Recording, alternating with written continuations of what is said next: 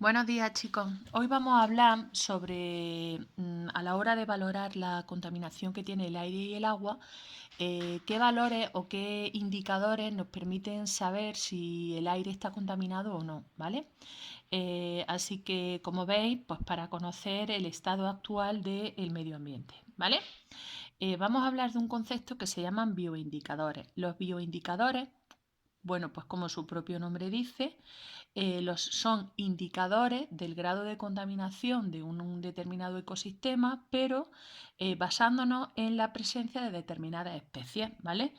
Por eso se llama bioindicadores.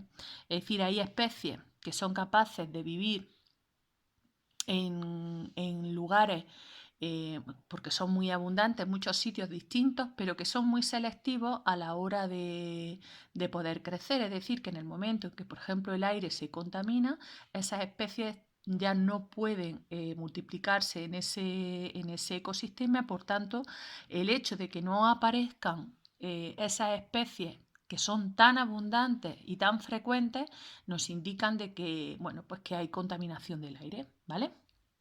Bueno, antes de hablar bueno, una vez que ya os he definido lo que es un bioindicador, vamos a hablar de dos tipos de especies, ¿vale? Como estáis viendo, los bioindicadores utilizan especies de seres vivos para saber si, con su presencia que el aire es saludable. Cuando no aparecen, significa que el aire no está contaminado, no es saludable, ¿vale? Bueno, vamos a diferenciar entre especies estenoicas, ¿vale? Y especies eurioicas. La voy a poner aquí.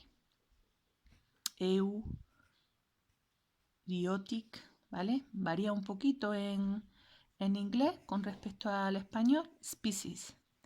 Especies estenoicas y especies eurioicas, ¿vale? Un ejemplo de especie eurioica, por ejemplo, son los gorriones, sparrows, ¿vale? Como el pirata Jack Sparrow. Bueno, pues igual, gorrión, ¿vale? Los gorriones, imagino que todos sabéis que los gorriones, bueno, pues habitan todos los ecosistemas prácticamente que hay en la superficie de la Tierra. Hay, pues yo que sé, vais a encontrar gorriones adaptados a climas muy fríos en la zona de Siberia y toda esta zona, en Rusia, Bielorrusia, Ucrania y tal, y vais a encontrar igualmente gorriones que se encuentran y se desarrollan entre los trópicos, en la zona del Ecuador, etcétera. Y aquí que estamos en zonas de temperaturas templadas, pues exactamente igual encontramos gorriones. Es una especie que se ha adaptado muy bien y que vive en multitud de ecosistemas de climas muy variados. Por tanto, ¿pensáis que la presencia de gorriones nos está dando información de que un determinado ecosistema esté contaminado o no? Pues vamos a ser objetivos. Si se adapta también a cualquier tipo de ecosistema, igualmente se adapta a ecosistemas que estén contaminados, lo cual quiere decir que es un mal indicador. Bad index.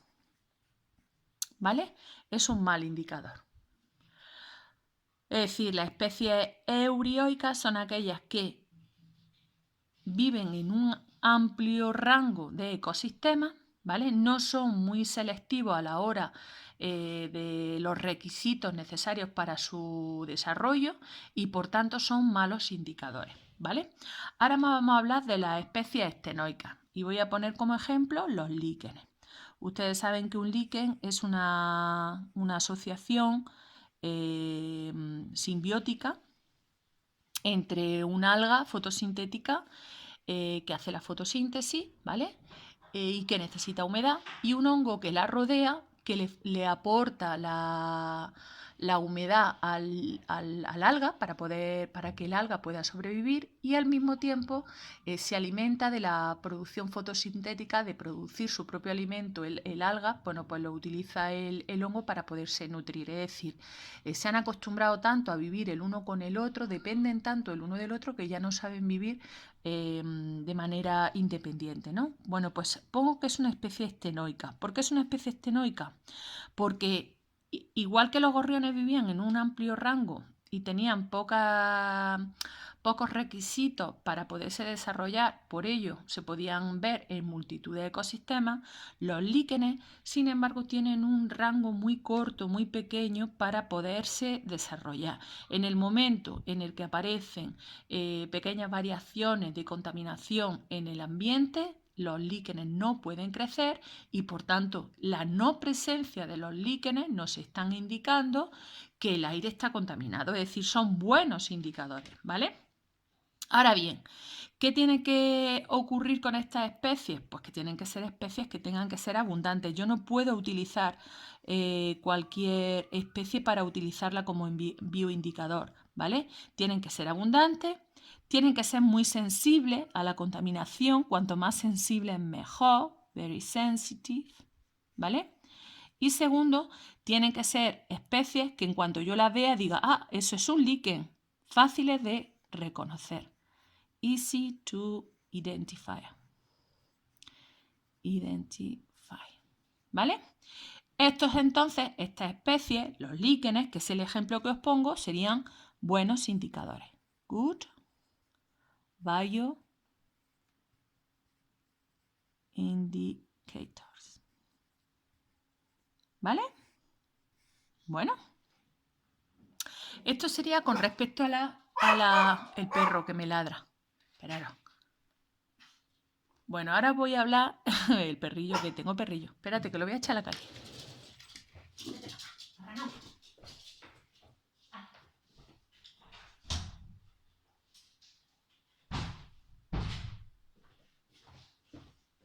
Bueno, no ladra nunca, pero algunas veces le da por ladrar.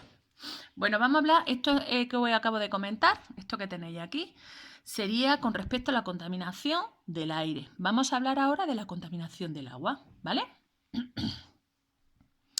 Voy a poner aquí water pollution, contaminación del agua, ¿vale? Y vamos a hablar de índices. Bueno, mirad. Acordaros cuando os expliqué la eutrofización del agua, que era cuando el agua de los lagos, de los pantanos, se ponía verde, ¿vale?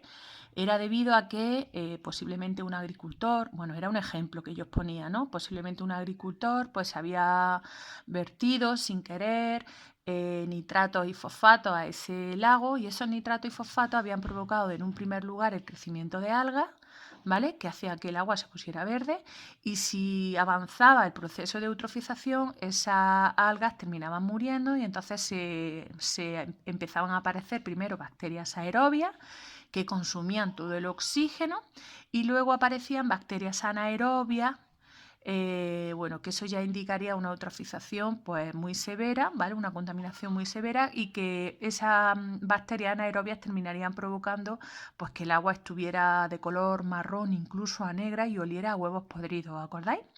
Bueno, pues imaginaros que ocurre algo de este tipo, ¿vale? Y yo tengo el agua de un lago, por ejemplo, y voy a valorar la contaminación que experimenta ese lago en un momento en el que se produce una contaminación como la que os he dicho, es decir, pues yo qué sé, por ejemplo, aquí en Jaén podemos hablar de que, por ejemplo, una almazara tiene un accidente con el alpechín, con los embalses de alpechín que hay, que es un residuo de la obtención del aceite de oliva y que ese alpechín llega, por ejemplo, al río.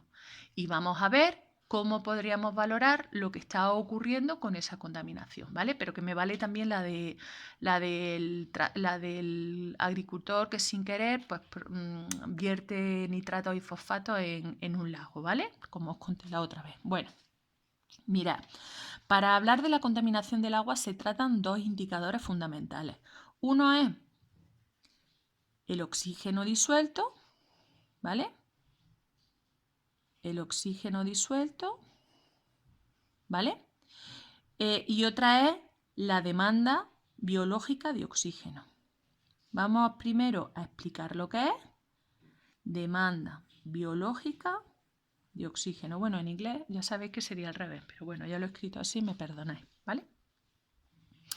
¿Qué quiere decir esto del oxígeno disuelto? Pues que cuando tú tienes el agua que está sin contaminantes, sin bacterias, un agua limpia, pues el agua tiende a tener una alta concentración de oxígeno porque hay una transferencia entre el oxígeno que hay en el aire y el agua superficial. Por tanto, el agua tiende a tener la máxima cantidad de oxígeno posible, se satura en ese oxígeno, ¿vale? Por esa razón he empezado en la gráfica aquí arriba, ¿vale? Porque el agua tendría una enorme cantidad de oxígeno disuelto, ¿vale? Oxígeno disuelto. Ahora bien, ¿qué quiere decir esto de la demanda biológica de oxígeno? Esto quiere decir que si yo tengo el agua transparente, sin contaminantes ni nada, la carga bacteriana que hay en ese agua es pequeña. Por tanto, ustedes saben que las bacterias para alimentarse de los nutrientes consumen oxígeno, igual que nosotros, que también lo respiramos. Bueno, pues si el agua no tiene bacterias, eso quiere decir que la demanda, es decir, lo que va a necesitar esas bacterias de oxígeno es pequeña. Por eso he pintado aquí. Como no hay bacterias, la demanda biológica de oxígeno es mínima. ¿Vale? Bueno, ahora, ¿qué ocurre en el momento en el que desgraciadamente se produce la contaminación? Polutan. Ahí entran los contaminantes. Entran pues los nitratos y los fosfatos, se vierten en el lago. En el momento en el que comienzan esos contaminantes, ¿qué va a ocurrir? Que empiezan las bacterias a desarrollarse. Y como consecuencia, ¿qué va a ocurrir? Porque las bacterias empiezan a consumir el oxígeno, es decir, que lentamente la cantidad de oxígeno que hay disuelto en el agua empieza a disminuir. ¿Lo entienden? Empieza a disminuir la cantidad de oxígeno. ¿Por qué? Porque la están gastando las bacterias que han empezado a desarrollarse en el agua. Al mismo tiempo, ¿qué va a ocurrir? Pues que en el momento que aparecen las bacterias, que ya sí necesitan oxígeno, la demanda biológica de oxígeno, ¡fum!, se dispara. ¿Vale? Y esta demanda biológica de oxígeno va a estar muy alta mientras haya bacterias. Una vez que las bacterias agotan todo el oxígeno, ¿se acuerdan de esto, verdad? Agotan el oxígeno. Claro, ya el agua, al no tener oxígeno, las bacterias lentamente empiezan a morir, no necesitan el oxígeno y como no necesitan el oxígeno, la demanda biológica de oxígeno empieza de nuevo a disminuir. Como ya no necesitan oxígeno porque las bacterias han muerto, porque ya han consumido la materia orgánica que había caído a través del agricultor, ¿vale? Bueno, pues entonces el oxígeno, como ya no se consume, empieza de nuevo a aumentar, ¿vale? Y pasado un tiempo, porque esta sería una gráfica donde en el eje de abscisa, la X, tendríamos el tiempo, volveríamos a tener a cargarse de oxígeno disuelto en el agua y volvería la demanda biológica de oxígeno al mínimo. ¿Vale? Voy a pintar el momento en el que se produce la contaminación. Esa contaminación lo voy a pintar con un piquito. Fijaros aquí, esto significa que no hay contaminantes y de golpe y porrazo, aquí en este momento, justo aquí donde aumenta la demanda biológica de oxígeno, lo voy a pintar un poquito, pero vamos, está justo encima, aparecerían los nutrientes, los nitratos y los fosfatos en el agua, que son los contaminantes.